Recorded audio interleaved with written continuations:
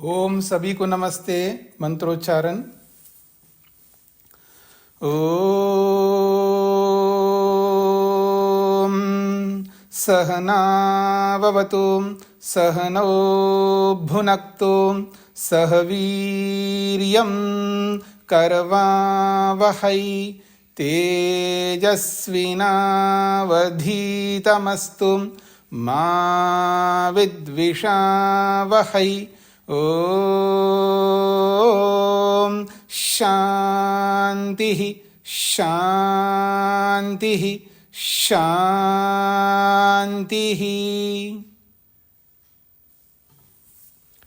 योग दर्शन की कक्षा संख्या 107 है। साधन पाद में चौथे सूत्र को लेकर के विचार कर रहे हैं। प्रसंग है अविद्या का स्वरूप। अविद्या किस किस स्वरूप में हमारे जीवन में विराजमान रहती है। सूत्र है अविद्या क्षेत्रम उत्तरेषां प्रसुप्त तनु विच्छिन्नोदाहरण। अविद्या जो है क्षेत्र यानी खेत के समान है। अविद्या जो है वो खेत के समान है, जननी के समान है, उत्पादक है। किनका? उत्तरेशाम, बाद वालों का। बाद वाले कौन हैं? प्रसुप्त, तनु, विच्छिन्न और उदार। इन सब का मूल खेत अविद्या है, ये कहना चाह रहे हैं। अब प्रसुप्त, तनु, विच्छिन्न, उदार में क्या है ये हमें समझना है। वो है अस्मिता, राग, द्वेष और अभिनिवेश। मूल में अविद्या है तो बाकी वाले कौन है? अविद्या के बाद में क्रम प्राप्त अस्मिता, फिर क्रम प्राप्त राग, उसके बाद द्वेष, उसके बाद अभिनिवेश। ये चार क्लेश हैं।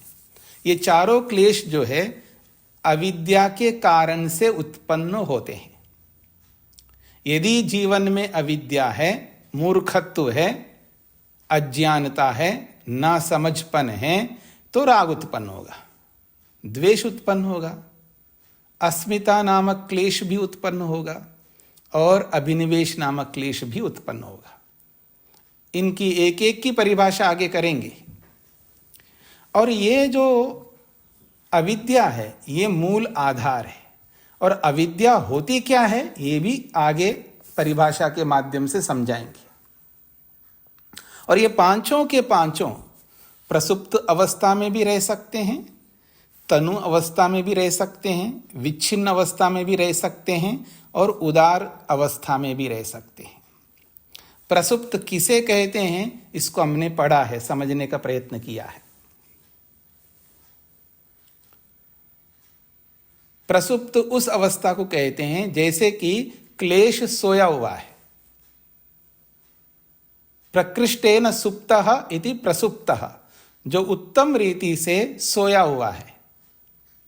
अर्थात जैसे कोई व्यक्ति बहुत अच्छी नींद में चला जाता है ना, उसको कुछ नहीं पता लगता है, तो ऐसे ही ये अविद्या जब सोई हुई रहती है तो उस समय उसके सामने कोई क्लेश नहीं होता है।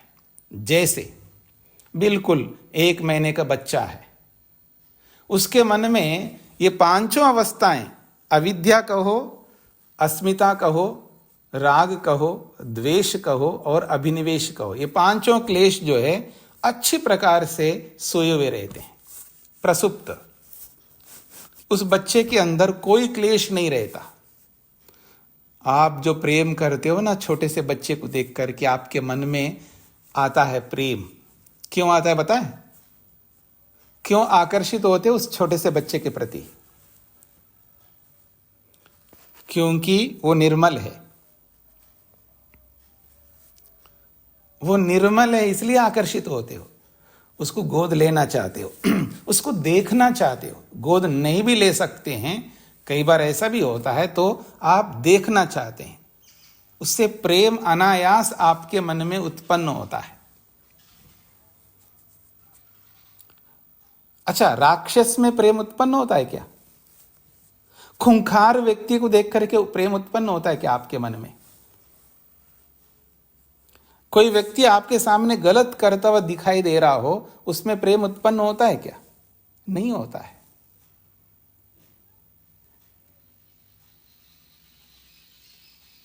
आकर्षण अच्छाई के प्रति होती है।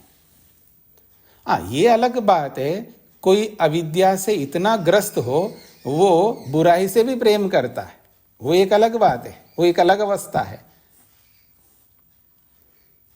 पर मैं आपको बुरे लोग तो नहीं समझता हूं ना, मैं आपको, आप सब अच्छे लोग हैं, शरीफ लोग हैं आप सब लोग। इसलिए आपके मन में जो प्रेम उत्पन्न होता है वो अच्छे लोगों को देख करके। चोर के मन में भी प्रेम उत्पन्न होता है चोर को देख करके। अच्छे लोगों के प्रति उसके मन में प्रेम उत्पन्न नहीं होता है। जैसे आपके मन में चोर के प्रति, लुटेरे के प्रति, खूंखार व्यक्ति के प्रति, दुष्ट व्यक्ति के प्रति, राक्षस व्यक्ति के प्रति, पिशाच प्रवृत्ति के प्रति आपके मन में प्रेम बिल्कुल उत्पन्न नहीं होता है। इसके अपोजिट में, इसके विरुद्ध में वो जो लोग हैं उनको हमारे प्रति प्रेम उत्पन्न नहीं होता है।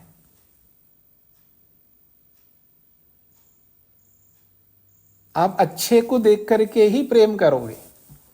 तो हमारे मन में जो प्रेम उत्पन्न हो रहा है उस छोटे से बच्चे में, क्योंकि वो निर्मल है, उसमें राक्षसत्व नहीं है, उसमें दुष्टत्व नहीं है, उसमें चोरी करने का स्वभाव नहीं है, ईर्ष्या, द्वेष, अहंकार, ये कुछ नहीं है उस व्यक्ति में, इसलिए आपके मन में प्रेम उत्पन्न होता है।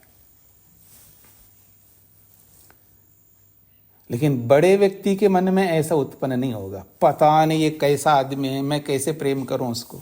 लेकिन जब आपको ये स्पष्ट हो जाए ना, ये तो बिल्कुल एकदम गाय है, ये आदमी है ना, बड़ा आदमी है, मतलब अवस्था से, उम्र से, लेकिन इस व्यक्ति को कभी नहीं देखा द्वेष करते हुए, राग करते हुए, हिंसा करते हुए, झूठ बोलते हुए, एकदम देवता है। अगर ऐसा कोई आपको दिखाई देगा ना, तो आप उसमें अनायास प्रेम उत्पन्न करोगे, उसके पास जाने की इच्छा उत्पन्न होगी, उससे मिलने की इच्छा होगी, उसको देखने की इच्छा होगी।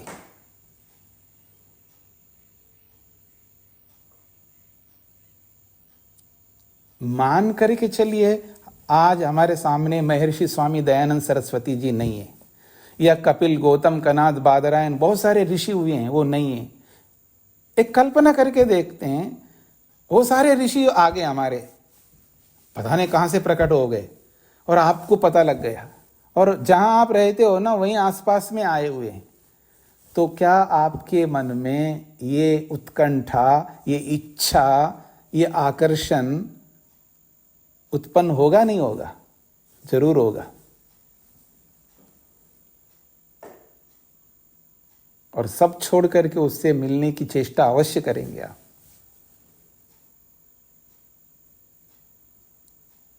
तो ये जो क्लेश हैं, ये जब दबे रहते हैं, एक प्रकार से सोए हुए रहते हैं, उस स्थिति में उस व्यक्ति के अंदर किसी प्रकार का कोई भी क्लेश प्रकट ही नहीं हो सकता।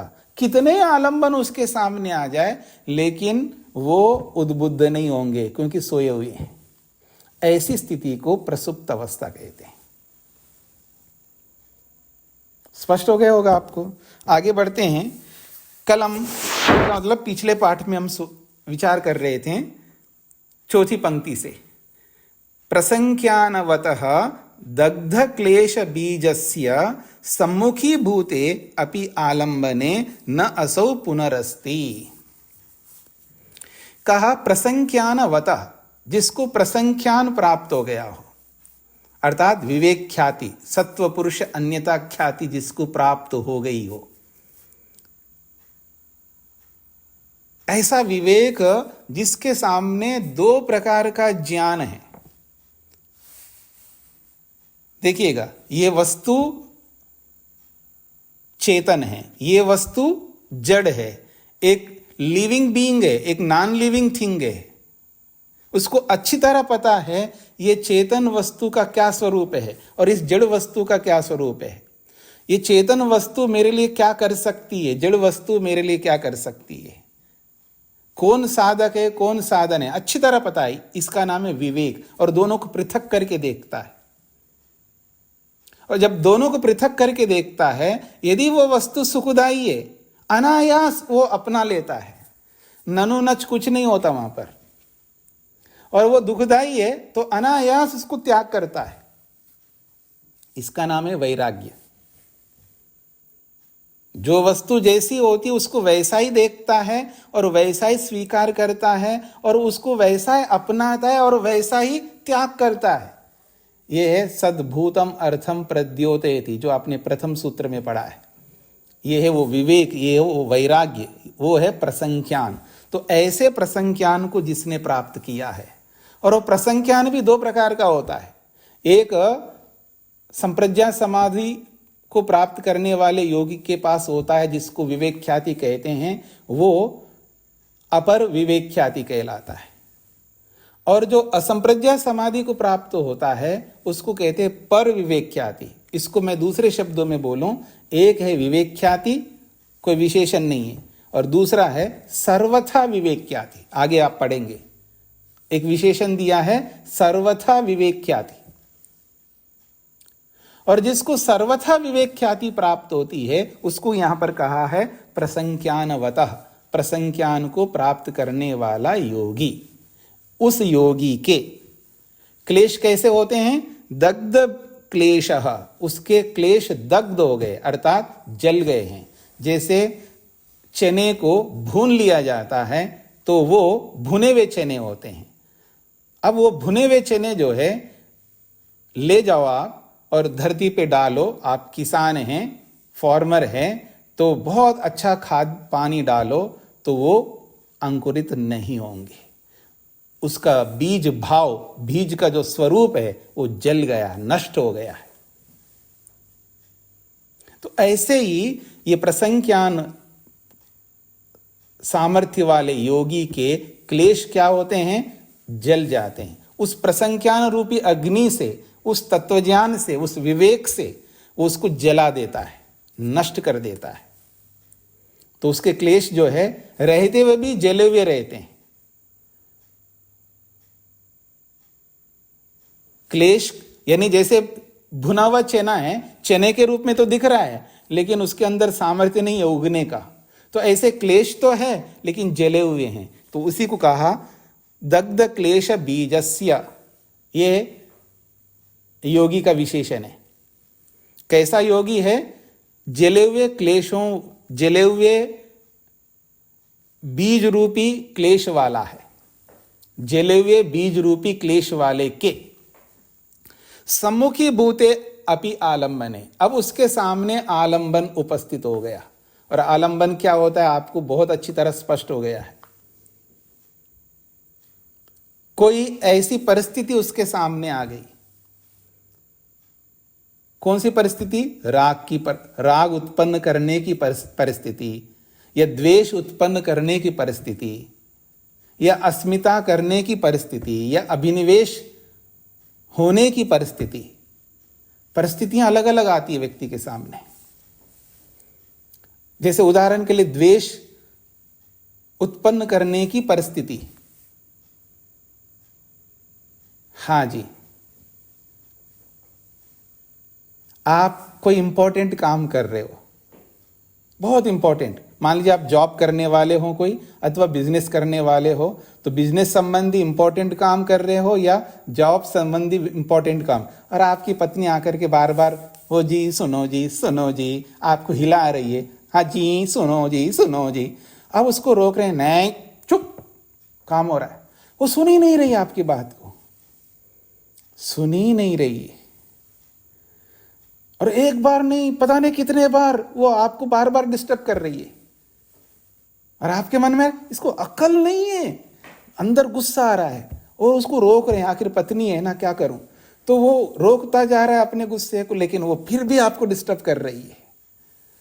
फिर देखना, एक बार, दो बार, तीन बार, चार बार, 5 बार, 6 बार, 10 बार, वो आपके ऊपर डिपेंड करता है आपका मेंटल स्टैंडर्ड कैसा है, कितने बार में आप बिफर जाते हैं। और आया तूफान मन के अंदर और गुस्से को उड़ेल डाला। ये है आलंबन। समझ में आ रहा है ना? इसको कहते हैं आलंबन। चाहे वो गुस्से का हो, चाहे वो राग का हो, चाहे वो लोभ का हो, चाहे वो ईर्ष्या का हो, चाहे वो अहंकार का हो, किसी का भी हो, ऐसा जब आलंबन उपस्थित होता है किसके सामने? प्रसंख्यान वाले, दग्ध क्लेश बीज वाले योगी के सामने, तो कहते हैं न असो पुनरस्ति। उसके अंदर ना द्वेष उत्पन्न होगा, न राग उत्पन्न होगा, न मोह उत्पन्न होगा, कोई क्लेश उत्पन्न ही नहीं हो सकता। आप कितना ही उसको डिस्टर्ब करो। एक बात मैं कहा करता हूं आप लोगों को, हाँ जी पतिदेव जी सुनो, आपके ऊपर, आपके सिर के ऊपर बैठ के पत्नी नाचने लगे तो भी शांत रहने का है, और पत्नी के सिर पर बैठ के पति बैठ के नाचने लगे तो पत्नी को भी शांत रहना है। तैयार हो तो चलो इस रास्ते पे, नहीं हो आप भूल जाना योग को। आपके बस की बात नहीं है योग करना।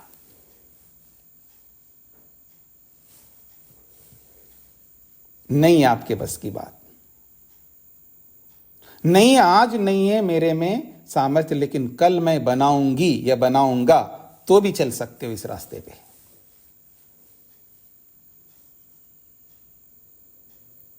तो कहा जा रहा है जो प्रसंख्यान को प्राप्त किया हुआ दग्ध क्लेश बीज वाला जो योगी है, उसके सम्मुखी भूते, उसके सम्मुख आने पर क्या? आलंबने, आलंबन के, चाहे वो राग वाला हो, द्वेष वाला हो, मोह वाला हो, ईर्ष्या वाला हो, कोई भी हो, न असो पुनरस्ति, वो उद्बुद्ध ही नहीं होगा, वो प्रकट ही नहीं होगा, वो क्लेश सम्मुख आएगा ही नहीं, क्योंकि जला हुआ है, भुना हुआ है, और उसका अंकुरित होना संभव नहीं है उस क्लेश का। किसी भी एंगल से आप कितना ही उसको परेशान करो, वो परेशान होगा ही नहीं, क्योंकि क्लेश है ही नहीं। ये है दग्ध बीज अवस्था वाले योगी की स्थिति। और हमारी स्थिति देखो, ओ हो क्या कहना, बड़ी बड़ी बात करते रहते हम लोग, और कभी ऐसा सिचुएशन, ऐसी कोई परिस्थिति आ जाती है, हम सब भूल जाते हैं अपनी योग्यता को, अपनी स्थिति को, अपनी जो बोलते हो ना, मेरा भी कोई अस्तित्व है ना, तो आप पता नहीं उस समय आपका अस्तित्व कहाँ खो जाता है। आप क्रोध कर बैठते, राग कर बैठते हैं, द्वेष कर बैठते हैं, सब करने के बाद फिर ओहो मैंने गलत किया, ऐसा नहीं होना था। अब समय बीत जाने पर समझदार हो जाते हैं हम लोग, समय के रहते समझदार नहीं होते। ये वो स्थिति है। स्पष्ट हो गया होगा आप लोगों को, हो जाना चाहिए। कह रहे हैं दग्ध बीजस्य कुतः प्ररोहा। अब जिसके बीज ही दग्ध हो गए, जिसके क्लेश ही भुने हुए चने के समान हो गए, तो कुतः प्ररोहा, अब वो अंकुरित कैसे होंगे? वो क्लेश कैसे मन में आएगा? क्रोध कैसे, द्वेष आएगा कैसे, लोभ आएगा? परिस्थिति कैसी भी क्यों ना हो, कैसी भी क्यों ना हो, वो प्ररोह नहीं होगा, वो क्लेश उद्बुद्ध होंगे नहीं, क्योंकि जले हुए। और आप में से किसी ने प्रश्न किया था, मैंने तो चाय तो बहुत छोड़ दिया है, चाय छोड़ दिया है। कोई कहेंगे आप में से, मैंने तो मांस मछली आदि बहुत खाता था, सब छोड़ दिया है। मैं झूठ बोलता था, झूठ बोलना छोड़ दिया है। मैं बात बात पर थप्पड़ मारता था, वो भी छोड़ दिया। सब छोड़ दिया आपने, बहुत अच्छा है, छोड़ना ही है। इसी के लिए हम पैदा हुए हैं, अपने दोषों को छोड़ने के लिए। लेकिन इस भूल में मत रहना कि मैंने सर्वथा छोड़ दिया है, मैं अब गुस्सा कर ही नहीं सकता, मैं अब लोभ कर ही नहीं सकता, मैं थप्पड़ मार ही नहीं सकता, मैं चाय पी नहीं सकता, मैं मांस खा ही नहीं सकता, मैं ये कर ही नहीं सकता। इस भूल में कभी मत रहना।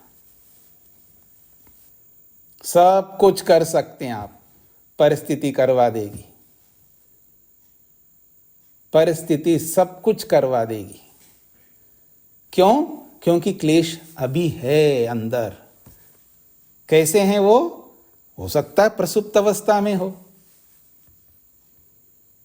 सोए हुए हैं, जगने की आवश्यकता है, जगाने की आवश्यकता है। ऐसा कोई आलम बना जाए तो जग जाएंगे सब कुछ। इस भूल में कभी मत रहना। अब हम बहुत कच्चे घड़े हैं, अभी पकने में बहुत वक्त चाहिए, समय चाहिए। इसी के लिए सारा पुरुषार्थ। स्पष्ट हो रहा है सबको? आगे बढ़ें, आगे बढ़ते हैं जी। अतः क्षीण क्लेशः कुशलः चरमदेह इति उच्यते। अतः इसीलिए जो योगी, जो प्रसंख्यान वाला योगी है, दग्ध क्लेश बीज वाला योगी है, उसके सामने आलंबन कितने भी आ जाए तो भी उसके जीवन में कोई क्लेश उद्बुद्ध नहीं होता है। ऐसे योगी को क्या कहा जाता है? उसके लिए एक बात कही जा रही। अतः इसीलिए उस व्यक्ति को, उस योगी को क्षीण क्लेशः, नष्ट क्लेश वाला कहा जाता है। इसके अंदर कोई क्लेश नहीं। क्षीण क्लेशः, उसके अंदर क्लेश है ही नहीं है। क्षीण का मतलब है नष्ट, नष्ट क्लेश वाला है वो। और क्या कहा जाता है? कुशलः, उसको कहते हैं कुशल, एक्सपर्ट।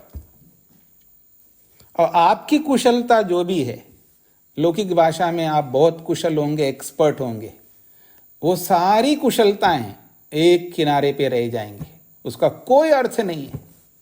किसी के अंदर बोलने की कुशलता है, किसी के अंदर व्यापार करने की कुशलता होगा, किसी के अंदर जॉब करने की कुशलता होगा, किसी को पत्नी के साथ अच्छा डील करने की कुशलता होगा, और पति के साथ बहुत अच्छा डील करने की कुशलता आपके साथ होगी, अथवा सास के साथ बहुत अच्छा डील करना आपको आता होगा, बहू के साथ आता होगा, भाई के साथ। ये सारी कुशलताएं दुनिया भर की हो सकती हैं। वो सारी कुशलताएं धरी की धरी रह जाएंगी हमारी, उनका कोई अर्थ नहीं। ये कुशलता चाहिए हमको, हमें ये कुशलता चाहिए। आदमी बहुत गर्व करता है, अर्थात मैं योग की भाषा में कहूं बहुत अहंकार करता है। क्या अहंकार करता? देखो जी, मेरा ये स्वभाव है, मैं तो ऐसा रहता हूं जी, मेरे में ये है जी, मेरे में वो है। वो अपना गुणगान बहुत करता रहता आदमी, अपना गुणगान बहुत करता रहता है। इसमें कोई बुराई नहीं, कर सकते हो आप। लौकिकता की दृष्टि से तो कोई बात ही नहीं है, आप कर ही सकते हो, लेकिन यहां की दृष्टि से नहीं कर सकते। योग की दृष्टि से अपना गुणगान नहीं कर सकते। हां, अपना गुणगान तब कर सकते ये स्थिति हमारे को प्राप्त हो जाए तब। और जब ये स्थिति प्राप्त नहीं हुई है तो अपना गुणगान नहीं कर सकते, क्योंकि अपना गुणगान करेंगे तो अहंकार पैदा होगा और नीचे चले जाएंगे हम। अगर अपनी स्तुति करनी है खुद की तो कहे मैं भयंकर महामूर्ख हूं, मेरे जैसा दुनिया में मूर्ख कोई नहीं। अब बता दो दूसरे को, जी मैं बहुत बड़ा मूर्ख हूं जी, देखो मेरे में बहुत अधिक मूर्खता है, मैं अत्यंत कामी हूं, क्रोधी हूं, लोभी हूं, ईर्ष्यालु हूं, अहंकार हूं, मेरे में भरे हुए आकंठ डूबा हुआ मैं क्लेशों में। अपना इंट्रोडक्शन दो दूसरों के सामने, देखते हैं। ये कभी नहीं कर सकता व्यक्ति, और अपना गुणगान करता रहता, मैं ये हूं वो हूं। किसको सुना रहा है वो? उसको सुना रहा है जो सुन नहीं सकता। उसको सुनाने से कुछ नहीं होने का है। वो मेरे को कुछ नहीं दे सकता जिसको मैं सुना रहा हूं। वो मेरी कुछ भी ऐसी स्थिति कर सकता नहीं है, यानी मेरी उन्नति कर ही नहीं सकता। उसको सुना रहा हूं मैं उसको सुनाऊं ना जिसको सुनाने से मेरी उन्नति हो सकती है। आप इसलिए सुनाते हो ना किसी को कि ये मेरा डील कर सके, मेरा व्यापार चल सके, मेरे को नौकरी मिल सके, मेरा मकान ठीक हो सके, मेरा काम ये ठीक कर दे। तो आप उन सब चीजों के लिए तो अपना गुणगान करते हो।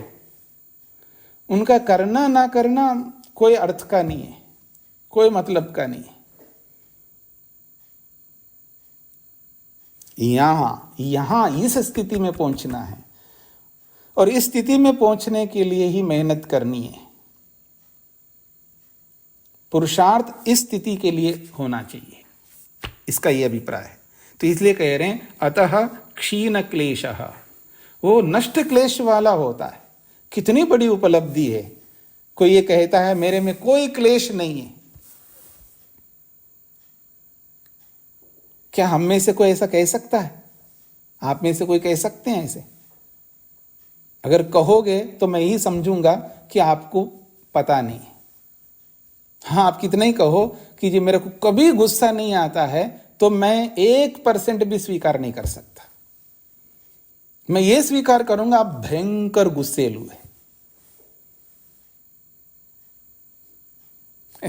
कुछ समझ में आ रहा है जी?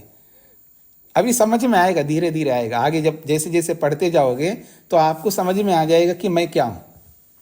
जब आदमी को ये पता नहीं लगता है ना मैं क्या हूं, इसलिए वो अपना गुणगान करता रहता है। जब उसको पता लग जाए ना तो वो चू नहीं कर सकता। वो मुंह खोलेगा ही तो ऐसा लगता है कि मैंने मुंह खोल करके बहुत बड़ी हानि किया है, क्योंकि मेरी बेइज्जती हो रही है। वो मुंह खोलेगा नहीं, बहुत मौन रहेगा। वो बोलता ही नहीं है, फिर शांत रहता है और अपना अंदर से अंदर वो अपनी तैयारी कर रहा होता है। वो दिखाता नहीं, फिर वो जिसको दिखाना है उसको दिखाने की चेष्टा कर रहा होता है अंदर से। बाहर किसी को दिखाने से कोई लाभ नहीं है, ये समझता है व्यक्ति। तो ये कहा जा रहा है तत्रैव स दग्ध बीज भावा पंचमी क्लेश अवस्था न अन्यत्र इति। 4 अवस्थाएं बताई थी जी सूत्र में, प्रसुप्त अवस्था, तनु अवस्था, विच्छिन्न अवस्था और उदार अवस्था। ये 4 अवस्थाएं तो हम सब में रहेंगी, लेकिन तत्रैव उसी योगी में सा वो अवस्था, कौन सी अवस्था? दग्ध बीज भावा, जले हुए बीजों वाला। ऐसी अवस्था है भुने हुए बीजों वाली अवस्था। पंचमी, 5वीं अवस्था, पंचमी क्लेश अवस्था, 5वीं क्लेश की अवस्था तत्रैव उसी योगी में होती है, न अन्यत्र इति, और किसी में नहीं हो सकती ये 5वीं अवस्था। जो प्रसंख्यान को प्राप्त किया हुआ दग्ध क्लेश बीज वाला है, उसी को ये 5वीं अवस्था प्राप्त होती है। दग्ध बीज अवस्था वाली स्थिति उसी में होती है, किसी और में कभी नहीं हो सकती है। आप ये कह नहीं सकते कि 5 क्लेशों के किसी भी क्लेश का आप दग्ध बीज अवस्था में पहुंचा दिया उस क्लेश को, ऐसा आप कह नहीं सकते। और कहोगे तो मैं यही कहूंगा आपको अभी बोध हुआ नहीं। ये बहुत बड़ी बात है।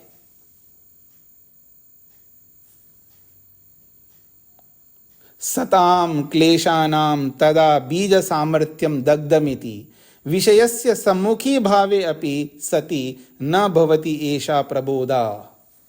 बहुत बड़ी बात कही। सताम क्लेशानाम तदा, उस स्थिति में, किस स्थिति में? जिस स्थिति में योगी दग्ध बीज अवस्था वाला रहता है, उस स्थिति में सताम क्लेशानाम, क्लेश भले ही विद्यमान है उसके अंदर 5, अविद्या, अस्मिता, राग, द्वेष, अभिनिवेश, लेकिन बीज सामर्थ्यम दग्धम, उसका बीज भाव जो है वो जल गया है।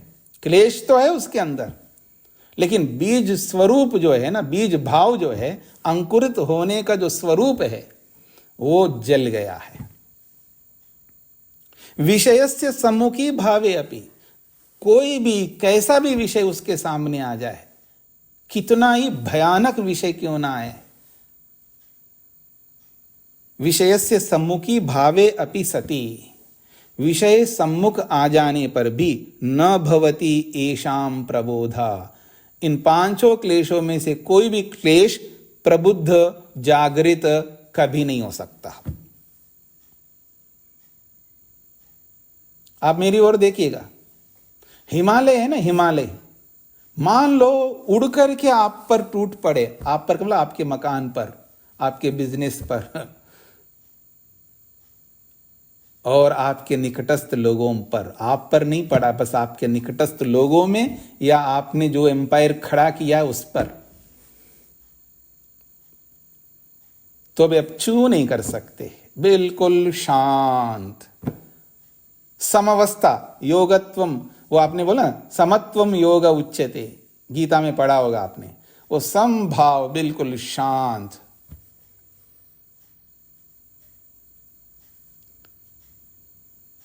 समझ में आ रहा है आपको?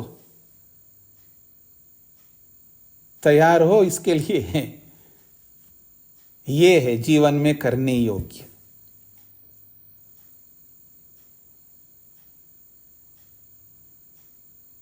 सब मर गए, बस आप अकेले बच गए, पता नहीं। चू नहीं करना है, बस शांत। कुछ नहीं हुआ है, जाना ही था, वो पहले चले गए, बाद में जाना था तो पहले चले गए। मैं क्यों नहीं गया? नहीं गया तो नहीं गया। क्यों नहीं गया का मतलब क्या होता है? नहीं गया, अगर जाना होता तो चला जाता है ना। तो हूं तो इसका मतलब हूं, बस इतनी बात है। उसको कोई समस्या नहीं होती रहने में और जाने में। ये वो स्थिति है। सताम क्लेशानाम तदा, उस स्थिति में क्लेश विद्यमान है, लेकिन बीज सामर्थ्यम दग्धम, बीजों का सामर्थ्य है, अंकुरित होने का जो सामर्थ्य है वो जला हुआ है, नष्ट हो गया है। विषय से सम्मुखी भावे सति अपि, विषयों के सम्मुख आ जाने पर कैसा भी विषय सामने भी आ गया, न भवति एषाम प्रबोधा, इन क्लेशों का जागरण नहीं होता है। न अस्मिता जागती है, न अविद्या जागती है, न राग जागता है, न द्वेष जागता है, न अभिनिवेश जागता है। जागेंगे ही नहीं, प्रबोध होगा ही नहीं उनका, क्योंकि बीज का सामर्थ्य नहीं तो कैसे जागेंगे? अंकुरन कैसे होगा? सामर्थ्य नहीं है। इति उक्ता, इसलिए कहा गया है। प्रसुप्ति ही दग्ध बीजानाम अप्रहोश्च, इसलिए बात कहिए, जो क्लेश प्रसुप्त है, जो सोए हुए हैं, प्ररोह, उसका जागना नहीं हो सकता। और जो क्लेश दग्ध बीज को प्राप्त हुए हैं, उसका भी जागना नहीं हो सकता। दोनों स्थितियों में क्लेश जागते नहीं हैं। एक स्थिति है सोए हुए हैं, तो सोए हुए हैं, गाढ़ निद्रा में हैं, वो जाग ही नहीं सकते। छोटा सा बच्चा 1 महीने का अंदर, उसके सामने कितने ही आलम्बन आ जाए, उस छोटे से बच्चे के सामने काम का आलम्बन आए, न काम जागेगा, न क्रोध का आलम्बन आए, न क्रोध जागेगा, न लोभ का, न ईर्ष्या का, किसी भी क्लेश का आलम्बन कैसे भी आ जाए उस छोटे से के बच्चे के सामने, लेकिन कोई क्लेश जागेगा नहीं। क्यों? प्रसुप्त अवस्था में है वो क्लेश। ठीक इसी प्रकार से अब आज हम सब में से कोई भी अपने क्लेशों को ऐसा ले जाए, ऐसा सुला दे उनको, ऐसा सुला दे जैसे वो छोटे से बच्चे ने सुलाया है, ऐसा आज भी हम अपने 5 क्लेशों को सुला सकते हैं, प्रसुप्त अवस्था में ले जा सकते हैं। फिर वो जगेंगे नहीं, समाप्त नहीं हुए, लेकिन हमने किया क्या है? उनको सुला दिया है। ऐसे तो कर सकते हो ना आप? करो, मेहनत करो, पुरुषार्थ करो। ये मत पूछना कैसे करें, ये मत पूछना कैसे करें, वो सब बता चुके हैं अब तक। बस आप करो, स्टार्ट करो, प्रारंभ करो। तो बात कही गई है, प्रसुप्त अवस्था वाले और दग्ध बीज अवस्था वाले जो क्लेश है वो अप्ररोह, वो अंकुरित नहीं होते। अब ने जलाया नहीं, नष्ट नहीं किया, लेकिन सुला भी सकते हैं ना उनको, क्लेशों को सुलाइएगा ना। आप क्या करते हो मेरे को नहीं पता है, आप भांग पी लो चाहे कुछ भी कर लो, लेकिन सुला दो उन क्लेशों को। जो उपाय अपना सकते सारे उपाय अपना लो। ये कोई आप में से ये मत मिसयूज मत करना, मैंने कहा भांग पी लो का मतलब अच्छा आपने कहा भांग पी करके सुला देंगे। मेरे को नहीं पता है, आप एन केन प्रकारेण, जिस किसी भी रीति से अपने क्लेशों को सुला दो। ठीक हो गया? आगे बढ़ते हैं।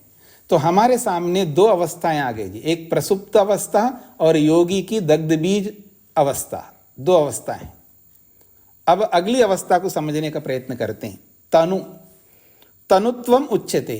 अब तीसरी अवस्था को बताया जा रहा है, तनुत्व क्या होता है, क्लेशों का तनु स्वरूप क्या होता है।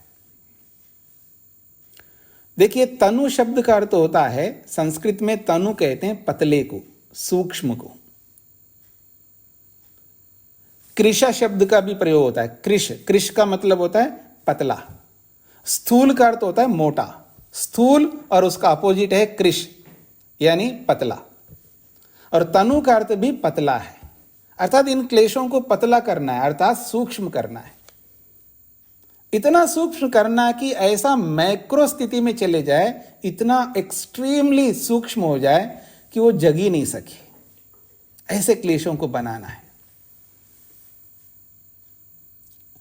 आप इस बात को इस रूप में भी समझ सकते हैं, अपने क्लेश को इतना कमजोर करो, इतना कमजोर करो, इतना कमजोर करो, जैसे किसी आदमी को मार मार के, मतलब प्राण नहीं निकाला हमने, लेकिन पीट पीट करके, मार मार करके, खून वून कुछ नहीं निकालना है। हाँ, ये याद रखना, काटना नहीं, खून नहीं निकले ऐसे, लेकिन मार मार के, मार मार के, मार मार के उसको ऐसा कर दो कि वो सिर उठाने लायक नहीं रहे, वो खड़े नहीं रह सके, वो हिल भी नहीं सके, हिल भी नहीं सके, इतना मारो, इतना कमजोर कर दो, हिल डुल नहीं सके। ये है तनुत्व। तो इन क्लेशों को ऐसे बनाना है हमको, इतना कमजोर करना, इतना कमजोर करना, इतना कमजोर करना। अब ना उठ सकता है, ना हिल सकता है, ना खड़ा हो सकता है, बेचारा करेगा क्या हो, उसका रहना ना रहना एक जैसा है। ऐसे इन क्लेशों को बनाए, यही इसी का नाम है तनुत्व, यानी सूक्ष्म कर देना। इतना सूक्ष्म करो वो सिर उठाने लायक नहीं रहे, यानी वो क्लेश जो है प्रकट ही ना हो सके, समाप्त नहीं किया, सुलाया भी नहीं है, लेकिन इतना कमजोर करो, इतना कमजोर करो उस क्लेश को, वो बस मानो कि वो सिर उठाने लायक ना रहे। इसी का नाम है तनुत्व। कैसे करना है उसका उपाय बताया जा रहा। प्रतिपक्ष भावनोपहता क्लेशः तनवो भवन्ति। प्रतिपक्ष भावना से आहत, उपहता का मतलब है आहत, पीड़ित, परेशान हुए हुए क्लेश, तनवः भवन्ति, सूक्ष्म हो जाते हैं। प्रतिपक्ष भावना बहुत महत्वपूर्ण है, ये प्रतिपक्ष भावना। प्रतिपक्ष भावना को लेकर के पीछे एक सूत्र आपने पढ़ा था, तत्प्रतिषेधार्थम एक तत्वाभ्यासः, पीछे एक सूत्र पढ़ा था आपने, तत्प्रतिषेधार्थम एक तत्वाभ्यास। और आगे भी एक सूत्र पढ़ेंगे, बहुत महत्वपूर्ण सूत्र आएगा आगे, मेरे विचार से 33वां सूत्र होगा, वितर्क बाधने प्रतिपक्ष भावनम। स्वामी जी क्षमा करें, ये तनु से भाष्य ही नहीं दिया गया है इस पुस्तक में। अच्छा, संस्कृत भाष्य है नहीं। स्वामी सत्यपति जी की जो योग दर्शन है उसमें भाष्य है संस्कृत में, वो दिया नहीं, ऐसा मतलब वो छूट गया होगा, छूट गया, भूल गए टाइप में। हाँ, टाइप में भूल गया होगा, बहुत बड़ी भूल कर दिया उसने। हाँ जी, तो आप लिख लीजिएगा। हाँ जी, आगे का सारा भाष्य नहीं है इसमें। अच्छा, आगे का पूरा ही नहीं है? पूरा भाष्य ही नहीं है, ओहो, 2 पैराग्राफ छोड़ दिए उन लोगों ने। अच्छा, तो फिर तो ऐसा करिएगा, आप डाल दीजिएगा उसमें, ग्रुप में डाल दीजिए, सभी लोग लिख लेंगे। हाँ जी, तनु तो है स्वामी जी, हमारी पुस्तक में तो है। नहीं, आपके वाले में नहीं होंगी, जो नई पुस्तकें आई होंगी ना उसमें शायद नहीं होगा, तो जिनके पास भी नहीं है तो वो योगेश जी डाल देंगे उसमें, फिर वो लिख लीजिएगा। है स्वामी जी, मैं मना कब कर रहा हूं, आपके पास होगा, जिनके पास नहीं है वो लोग लिख लें, और जिनके पास है तो उसकी बात ही नहीं हो रही है। स्पष्ट हो गए ना? तो आप परेशान नहीं होइएगा, इसी परेशानी को तो दूर करने के लिए पढ़ रहे हैं हम लोग, तो धैर्य रखिएगा। जिनके पास, जिनकी पुस्तक में अगर ये नहीं है तो योगेश जी डालेंगे कक्षा के बाद में, फिर आप लोग लिख लें जिनके पास नहीं है, और जिनके पास है तो उनकी तो कोई बात ही नहीं हो रही है। अच्छा, अब आप एक काम करिए, जिनके पास नहीं है वो हाथ खड़ा करिएगा, पता लगेगा। ये भाष्य जिनके पास नहीं है वो हाथ खड़ा करें।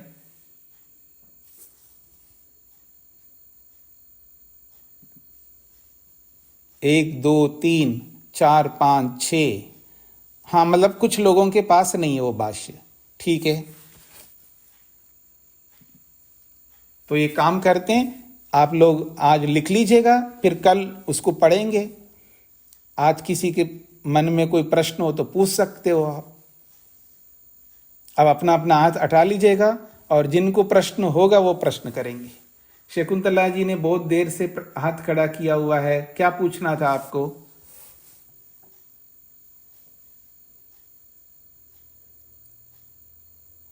अच्छा, प्रहलाद जी को क्या पूछना है? ओम स्वामी जी नमस्ते। जी, जो छठी लिखी है 6th 1 व्यास भाष्य में, अतः क्षीण क्लेश कुशल चरम देह इति उच्यते। हाँ, ये शब्द का ठीक से अर्थ समझ जी जी, चरम देह का मैंने अर्थ ही नहीं किया था। बिल्कुल आपने ठीक याद दिला दिया। तो एक तो है क्षीण क्लेश। क्षीण क्लेश मतलब नष्ट क्लेश वाला, जिसने अपने क्लेशों को जला दिया है। चने भून लिए जाते हैं तो अंकुरित नहीं होते हैं, ऐसे भुने हुए चने के समान अपने क्लेशों को जिसने नष्ट किया है उसको क्षीण क्लेशः नाम से बोला जाता है। उसका एक नाम दिया है, वो क्षीण क्लेश वाला है। योगी का एक विशेषण, एक नाम है। फिर कहा कुशलः, उसी व्यक्ति को वास्तव में कुशल कहा जाता है। एक्सपर्ट जिसको आप बोलते हो इंग्लिश में, तो एक्सपर्ट वो इस संदर्भ में एक्सपर्ट है। अगर इस संदर्भ में जो व्यक्ति एक्सपर्ट होगा, वास्तव में उसी को एक्सपर्ट कहा जाता है। बाकी आप बोलने में एक्सपर्ट हो सकते हैं लौकिक दृष्टि से, वो सारे जितने भी लौकिक जो योग्यता हैं उनका कोई अर्थ नहीं है। वो रहे ना रहे कोई परवाह नहीं है, उसके बारे में कोई चिंता मत करना। आपको बोलना नहीं आता है उसकी चिंता मत करिएगा। आपको क्लेशों को नष्ट करना आता है तो बहुत बड़ी बात है। आपको और एक बात बता दूं मैं कि आगे आप सिद्धियों के प्रसंग में महर्षि पतंजलि वेदव्यास कहते हैं, तो ये जो सिद्धियां हैं इनको कहते हैं ऐश्वर्य। बहुत सारी सिद्धियां आपको सुनने में आएगा जब तीसरा पाद पढ़ेंगे हम। इतनी सारी सिद्धियां हैं, उन सारी सिद्धियों का एक नाम दिया है ऋषि ने, पतंजलि ने और महर्षि वेदव्यास ने, ऐश्वर्य। वो कहते हैं वो ऐश्वर्य आपको मिले या ना मिले, देयर इज नो प्रॉब्लम, उसमें कोई चिंता करने की जरूरत नहीं है। और वो सारे के सारे ऐश्वर्य मिले या ना मिले, एक भी ऐश्वर्य मिले ना मिले, लेकिन ये आपको अवश्य मिलना चाहिए, क्लेश नष्ट हो जाना चाहिए।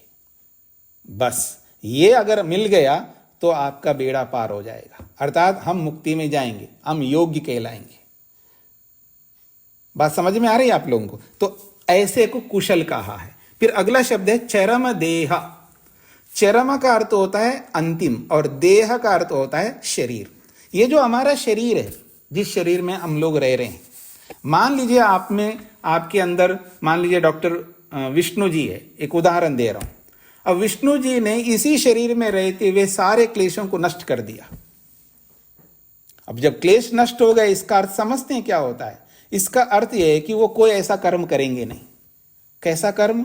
ना तो वो पाप कर्म होगा, ना वो पुण्य कर्म होगा, ना मिश्रित कर्म होगा। कोई पाप पुण्य और मिश्रित रूपी कोई कर्म नहीं करेंगे वो विष्णु जी, बस केवल निष्काम करते जाएंगे, क्योंकि क्लेश ही नहीं है। क्योंकि क्लेश रहने पर ही तो हम गलत कर्म करते हैं। हाँ, याद रखना, क्लेश रहेंगे तभी हम या तो पाप करेंगे, क्लेशों के कारण से पुण्य करेंगे, और क्लेशों के कारण से मिश्रित करेंगे। याद रखना मेरी बातों को। क्लेश जिसके जीवन में है वो व्यक्ति 3 प्रकार के कर्म करता है। क्लेशों से प्रेरित होकर के पाप करता है, क्लेशों से प्रेरित होकर के मिश्रित करता है, और क्लेशों से प्रेरित होकर के पुण्य करता है। और जब क्लेश ही नहीं है तो विष्णु जी समझ लो ये तीनों प्रकार के कर्म करते ही नहीं है। जब कर्म ही नहीं कर रहे हैं, क्लेश ही समाप्त हो गए हैं, और जो पाना था सो पा लिया है, जिसके क्लेश समाप्त होते हैं उसको ईश्वर मिल जाता है। ईश्वर भी मिल गया और करने योग्य कोई कार्य ही नहीं रहा, क्योंकि क्लेशों को नष्ट करना ही उसका सबसे बड़ा काम है, वो पूरा कर लिया है। अब करेगा क्या? तो ये जो शरीर है, जो शरीर मिला है, इसी शरीर को कहते हैं चरम देह। ये अंतिम शरीर है, अर्थात इस शरीर से बाहर आऊंगा तो डायरेक्ट मुक्ति में जाऊंगा, फिर अगला जन्म नहीं होगा। तो जिसका अगला जन्म नहीं होता है, इसी शरीर में रहते हुए सारे कार्य उसने पूरा कर लिया, अब उसका अगला जन्म नहीं होगा। ऐसे योगी को चरम देह कहा जाता है, अंतिम शरीर वाला। This is the last and final, बस इसके बाद और नया शरीर मिलेगा नहीं, सीधा मुक्ति में जाएगा। ऐसे योगी को चरम देह योगी कहते हैं। प्रहलाद जी, स्पष्ट हो गया? और किसी का कोई प्रश्न? अब तक जो हमने पढ़ा इसमें, इस संदर्भ में किसी कोई प्रश्न हो तो पूछ सकते हैं। रूप जी बोलिए। स्वामी जी स्वामी जी, ये जो आलंबन बताया है क्लेशों, जिनसे क्लेश व्यापृत होते हैं, मतलब क्लेशों में हम प्रभावित होकर क्लेशों से अपुण्य कर्म कर देते हैं, तो स्वामी जी आलंबन से निकलने का कोई उपाय कैसे निकले हम? मतलब आप ये पूछना चाहते हैं आलंबन ही ना आए आपके सामने, ऐसा? आलंबन तो आए, मतलब उसको हम डील कैसे करें, मतलब उससे कैसे लड़े, उससे कैसे जीते? तो अब तक हमने क्या पढ़ा है? स्वामी जी पढ़ा तो है, ये समझ में तो आ रहा है, पर स्वामी जी थोड़ा सा और कि जिससे कि एक मन में एक ही बात, एक ही वो रहे कि हमें ये इस आलंबन से बचना है, कुछ ऐसा अगर आप बता पाए तो स्वामी जी। मतलब अब तक मैंने नहीं बताया आलंबन से बचने की बातें? स्वामी जी आपने बताया स्वामी जी, इसमें मतलब बहुत सारी बातें हैं योग में, सब बताया आपने कि तो जो स्वामी जी अगर जो मैंने बताया उसमें से वो सारे उपायों को लगा करके देखा आपने? नहीं देखा, नहीं मैंने तो फिर लगा के देखो ना। जब उसको लगा के देखो, उससे नहीं अट पाए तब पूछिएगा ना कि अब आपने जो उपाय बताए हैं और उसको मैंने लगाया है लेकिन नहीं अट पाया, मैं कोई नया उपाय बताओ तो जरूर बताऊंगा मैं। जो मैंने बताया है उस पर आपने प्रयोग किया नहीं है तो मैं नया बताऊंगा। क्यों बताऊं मैं नया? आप सोचिए क्यों बताऊं मैं जो बताया? व्यवहार की दृष्टि से पूछ रहा था कि तो मैं व्यवहार की दृष्टि से बोल रहा हूं ना, मैं अव्यवहार की दृष्टि से नहीं बोल रहा हूं, व्यवहार की दृष्टि से मैं बोल रहा हूं। जो मैंने बहुत सारे उपाय बताए अब तक, उनमें से किसी भी उपाय को लगाइएगा, वो कारगर नहीं होता दूसरा लगाइए, दूसरा नहीं कारगर होता है तीसरा लगाइए, सब लगा करके देखिएगा ना। हाँ, ये पढ़ने का अर्थ ये होता है। मैं तो बताता जा रहा हूं, आप उन उपायों को अपनाए नहीं, फिर और नया नया बोलता जाऊं, मेरे से उगलवाते रहो नए नए, और आपको उसको यूज करना नहीं है। ऐसे कैसे हो सकता है? कैसे आगे बढ़ेंगे हम लोग? ठीक है, हाँ, उनको लगा के देखिए, उनको लगा के देखिएगा। मैं आपको अतोत्साहित नहीं करना चाहता हूं, मैं आपको यही कहना चाहता हूं, आगे बढ़ने का क्रम यही है। जो बताया गया है उन पर हम मेहनत करके देखें, लेकिन कारगर नहीं हो पा रहे हैं तो फिर नया आपके सामने अवश्य आएगा। हाँ जी, रेशा जी बोलिएगा। ओम नमस्ते जी। जी मैं ये कह रही है, आलंबन सहारे को कहते हैं? हाँ, सहारा भी है ना, वो सहारा है ना। पति जब सामने आ जाए तो वो सहारा है, उसको देख करके आपके अंदर राग पैदा हो रहा है, उसी सहारा को हटा दो, राग पैदा ही नहीं होगा। धन्यवाद, ये विचार आ रहा था। जी जी जी। अनीता जी, आनंद जी बोलिए। नमस्ते स्वामी जी। हाँ जी, स्वामी जी जैसे वीडियो ऑन करना होगा, वीडियो ऑन करना होगा। हाँ बोलिए। ऑन है स्वामी जी। हाँ बोलिए। जैसे आपने प्रतिपक्ष भावना के लिए कहा कि हम किसी भी द्वेष या किसी भी उसके प्रति प्रतिपक्ष भावना, तो जैसे एक किसी व्यक्ति से द्वेष है या किसी से भी द्वेष है या मोह है, तो एक व्यक्ति से मोह अधिक, और तो ये उसके प्रति दूसरे के प्रति मोह नहीं है, एक के प्रति प्रतिपक्ष भावना बना ली तो दूसरे के प्रति ये जो बनेगी ये नहीं बन पा रही है। कुछ विषयों में जैसे बना ली, द्वेष के विषय में भी कुछ विषयों में बना ली प्रतिपक्ष भावना, तो और कई विषयों में नहीं जैसे बन पा रही, तो उसको और कैसे सुदृढ़ करेंगे स्वामी जी? उसको दृढ़ करने का यही उपाय है, जिसके ऊपर बन गई है हम उसमें क्यों मेहनत करें, उसमें छोड़ दो, वो तो बन गया। अब जिसमें नहीं बन रहे उसमें मेहनत करेंगे, और उसमें नहीं बन पा रहा है तो जिस उपाय को अपना करके आप बना रहे हो उसमें वो उपाय कारगर नहीं हो रहा है तो दूसरा उपाय लगाओ, दूसरा नहीं हो तो तीसरा लगाओ। बहुत सारे उपाय हमारे सामने, तो उन उपायों को लाते रहो। जिस उपाय को अपना करके वो प्रतिपक्ष भावना बनती है उसको लागू करते जाओ, क्योंकि एक ही उपाय सबके लिए लागू नहीं हो सकती है, नहीं हो सकता है। कोई उपाय किसी के लिए, कोई उपाय किसी के लिए। तो हमें ये चूज करना होगा, चुनना होगा कि कौन सा ऐसा उपाय लाऊं सटीक, इस जो जिसमें मेरा राग हो रहा है या द्वेष हो रहा है, जो भी क्लेश हो रहा है, उसके लिए कौन सा सटीक उपाय होगा, उसी उपाय को लाना है हमको। हम वो नहीं लाते हैं, उसको लाने का मेहनत करना पड़ता है, पुरुषार्थ करना पड़ता है, उसके लिए विचार करना पड़ता है, उसके लिए स्वाध्याय करना पड़ता है, उसके लिए पढ़े हुए सुने हुए जो विषय है उनको उजागर करना होता है, उसके लिए बहुत मेहनत करना पड़ता है। हम लोग बिना मेहनत के ही ऐसे ही छोटा मोटा करके हम उसको हटाना चाहते हैं, तो वो हटेगा नहीं। स्वामी जी, मोह के प्रति जैसा मोह है, मोह मात्रा अधिक जैसे है अंदर शुरू से ही है, तो वो कम नहीं होती है। वो उसके लिए थोड़ा सा कोई एक ऐसा कारगर उपाय हो जो थोड़ा सा मोह का विषय कम हो। आप उदाहरण दो, फिर मैं बताता हूँ आपको। जैसे मैंने आपको बताया, वैसे नहीं, सटीक उदाहरण देना जिसमें आपका मोह लग रहा है उस व्यक्ति को सामने लाओ, फिर मैं बताता हूँ आपको। जैसे भाई के प्रति बहुत मोह है, 7 साल हो गए इसको गए हुए भी, लेकिन वो जो मात्रा है वो कम नहीं हो रही है, जो अंदर से मोह की मात्रा है उसके प्रति।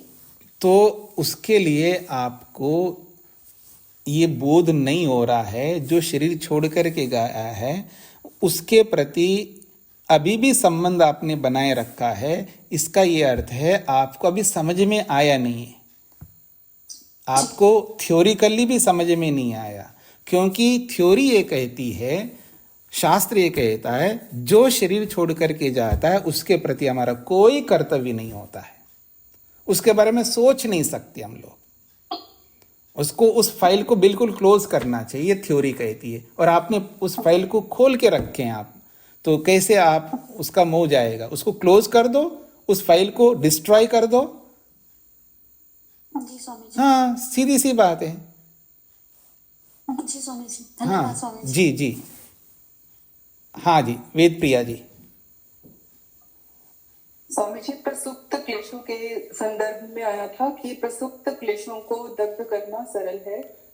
तो स्वामी जी, जब क्लेश हमें दिखाई देते हैं तभी हम उन पे काम करते हैं। प्रसुप्त में जब हमें क्लेश समझ में ही नहीं आ रहे हैं, उभर ही नहीं रहे हैं, तो हम उनको कैसे दग्ध करेंगे?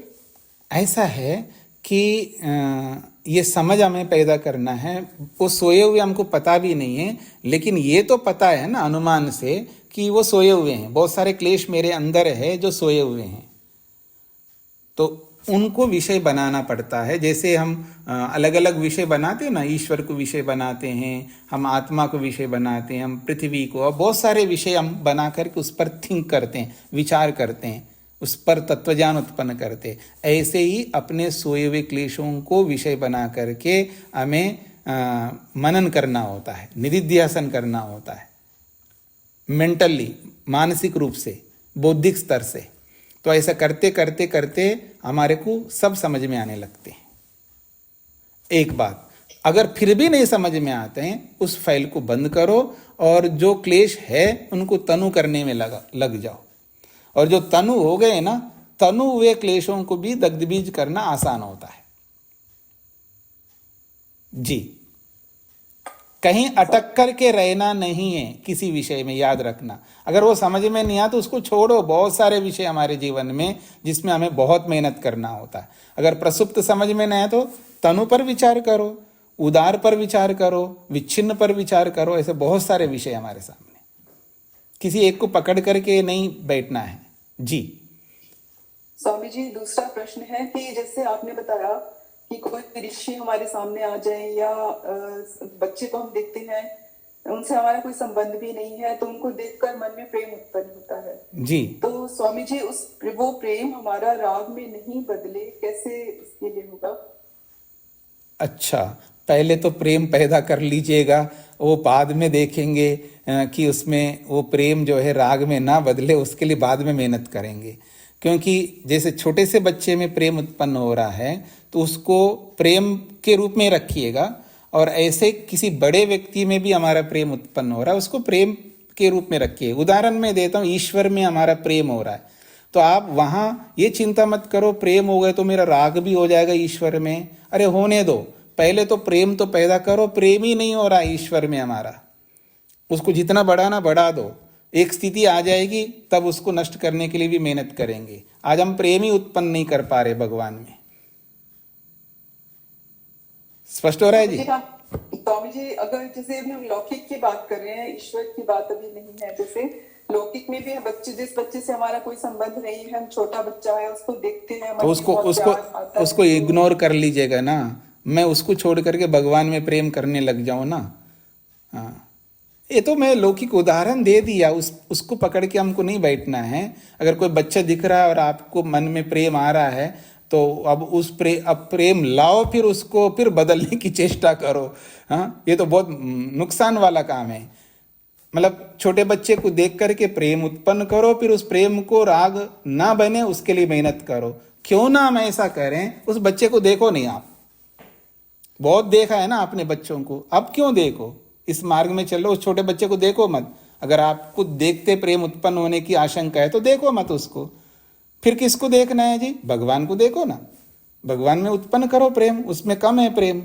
जिसमें उत्पन्न करना है प्रेम उसको छोड़ करके हम उन बच्चों में क्यों जाए? ये तो मैं लौकिक दृष्टि से उदाहरण दिया है, उसको हम यहाँ की दृष्टि से लेकर के उसमें प्रेम उत्पन्न करने की चेष्टा करें, फिर उसके बाद उसको चेंज करें। ये इस झगड़े में नहीं जाना है जी। आगे बढ़ता हूं मैं। निर्मला जी। नमस्ते स्वामी जी। जी स्वामी जी, मैं एक शब्द बोलने जा रही थी। बोले तो जैसे किसी का डेथ हो गया जी, डेथ होने के बाद बोले तो मेरा रोना नहीं आ रहा है जी, और दूसरे लोग बहुत रोते जा रहे हैं जी, लेकिन दूसरे लोग कह रहे हैं वो क्यों नहीं रो रहे, इतना निष्ठुर क्यों है? हाँ तो लोगों को कहने दो। उनके कहने से आप निष्ठुर नहीं है ना, आप समझ करके नहीं रो रहे हैं। लोग कहते हैं तो उसको सुन लेना चाहिए। सुनने का भी हमारे अंदर सामर्थ्य होना चाहिए। लोग कहने दो, ये पागल है, निष्ठुर है, ये जो भी कहते हैं बहुत अच्छा, उनका ऐसा कहना हमारे लिए लाभकारी है, उनको कहने दीजिएगा। अच्छा, हाँ जी। और थोड़ा सा प्ररोह शब्द है इसको। प्ररोह का मतलब अंकुरित होना। आचार्य के आगे कुछ लिखा जा रहा है, बोलिएगा कौन है? अपना माइक खोली। अच्छा, शैलेंद्र जी बोलिएगा। माइक खुला नहीं आपका, माइक खोलिए।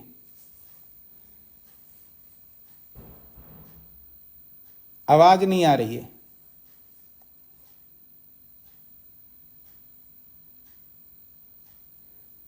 आवाज नहीं आ रही है, तब तक आप सेट कर लीजिए। रामचरण जी को क्या कहना है? नमस्ते स्वामी जी। जी, मैं प्रतिपक्ष भावना के बारे में थोड़ा जानना चाह रहा हूँ। हाँ, वो आगे आएगा, बता दूंगा जी। हाँ जी, हाँ शैलेंद्र जी बोलिए। स्वामी जी, ये तो स्वाभाविक रूप से है कि जब देखते हैं संबंधों को, पिता को देखेंगे, माता को देखेंगे, तो स्वभाव से है कि प्रेम उठ जाता है, आ ही जाता है। हाँ, तो स्वभाव नहीं है, हमने ऐसा, हमारे अविद्या कारण से ऐसा आता है। आप पिता को देख करके प्रेम उत्पन्न करिए, मैं मना नहीं कर रहा हूँ, लेकिन उस प्रेम को उत्पन्न करते हुए उसमें राग ना हो, उसके लिए भी प्रयास करिएगा।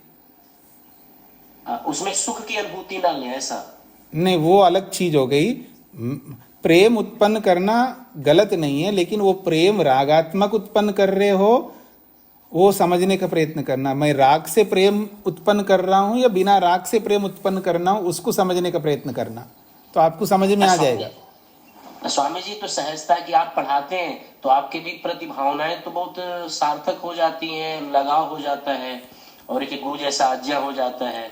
अब उसको कैसे क्या करेंगे? देखिए, मैं प्रेम उत्पन्न करने को मना नहीं कर रहा हूं, मैं ये कहना चाह रहा हूं आप जिसमें भी प्रेम उत्पन्न कर रहे हो तो प्रेम उत्पन्न करने से पहले ही ये डिसाइड करो कि मैं इनके प्रति प्रेम उत्पन्न करना चाहता हूं, वो रागात्मक उत्पन्न करूं या बिना राग का उत्पन्न करूं, ये सोच करके प्रेम उत्पन्न करिएगा। प्रेम करके फिर मत, पहले सुनिएगा, एक होता है व्यक्ति प्रेम करता है फिर सोचता है कि मैंने जो प्रेम उत्पन्न किया है ये रागात्मक उत्पन्न किया है बिना राग का। ऐसा मत करना, ऐसा भूल किसी को नहीं करना है। अगर आपके सामने पत्नी आ रही है, बच्चे आ रहे हैं, पिता आ रहे हैं, जो भी आ रहे हैं आपके निकट का, चाहे गुरु आ रहे हैं आपके सामने, जो भी आ रहे हैं, तो उनके सामने आते ही आपकी दृष्टि बदल जानी चाहिए, आपके मन में ये बात आनी चाहिए इनके प्रति मेरा प्रेम उत्पन्न होगा। अगर होगा तो मैं कैसा प्रेम उत्पन्न करूं, मैं तत्वज्ञान वाला प्रेम उत्पन्न करूं या रागात्मक प्रेम उत्पन्न करूं, ये सोचना होगा। और सोच करके आप उत्पन्न करेंगे तो अपेक्षा से आपके अंदर राग वाला प्रेम कम हो जाएगा। यूं ऐसा सोच करके ही आप तत्वज्ञान वाला राग प्रेम उत्पन्न करेंगे, ये मैं कहना नहीं चाह रहा हूं, लेकिन वो प्रतिशत जो है आपका रागात्मक वाला प्रतिशत कम होता जाएगा। और ऐसा भी अगर हो जाए तो ऐसा प्रेम उत्पन्न करने में कोई हानि नहीं है। स्वामी जी, इसमें कुछ करते नहीं है, सहजता हो ही जाता है, इसमें कोई आपसे लगाव हो रहा, पढ़ा रहे, प्रतिदिन आते हैं, मतलब आपका एक उदाहरण दे रहे हैं, तो जिस व्यक्ति से मिलना जुलना या देखना सुनना होता है स्वभाव से हो जाता है उसकी। देखिए, स्वभाव से कोई नहीं होता है, करते हैं हम लोग, हम स्टार्ट करते हैं, उसको समझना होता है। स्वभाव से अपने आप कोई नहीं होता है, वो हम खुद करते हैं, तो उस खुद करने को स्टॉप करो और देखो, समझो कि ऐसे ही नहीं हो सकता है, सोच करके समझ करके ठीक निर्णय ले करके करो, ये प्रवृत्ति उत्पन्न करनी होगी। तो अब समय ज़्यादा हो रहा है, जिनका प्रश्न और है तो हम कल विचार करेंगे, आगे विचार करेंगे। इसको यहीं पर विराम देता हूँ। ओम शांति शांति शांति।